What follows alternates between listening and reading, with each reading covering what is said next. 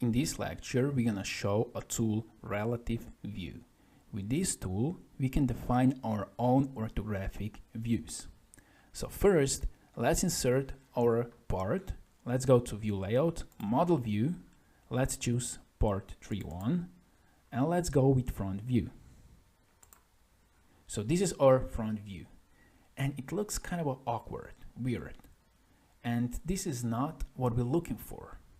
So in this case, we have to define our new orthographic views. And we're gonna use a tool, Relative View. So let's go to View Layout and to Relative View.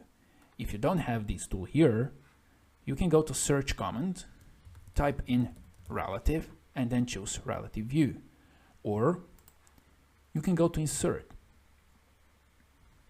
Drawing View, and Relative to Model. So let's click on this tool, and now we have to choose our orthographic front view, this one. And now we go directly to our part file. Here on the left side, we have to choose orientation. So we have first orientation and second orientation. For the first orientation, we can choose front, right, top, back, left, bottom. We're gonna choose front. And for the second orientation, we can choose right, top, left, bottom, and we're gonna choose bottom. Our front orientation will be this one, and our bottom will be this one.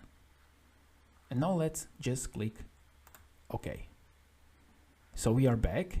Let's go with mouse to our drawing, and we have created a new front view. And this is how you can create your own orthographic views.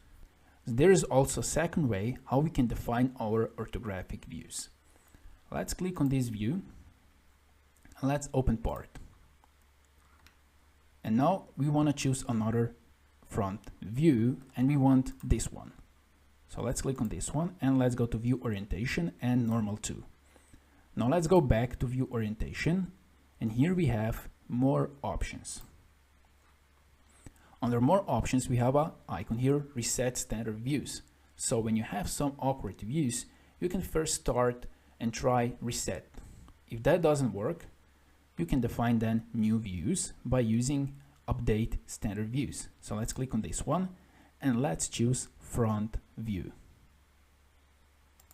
This one, and now we have a question. Do you want to make this change? Yes. Let's exit.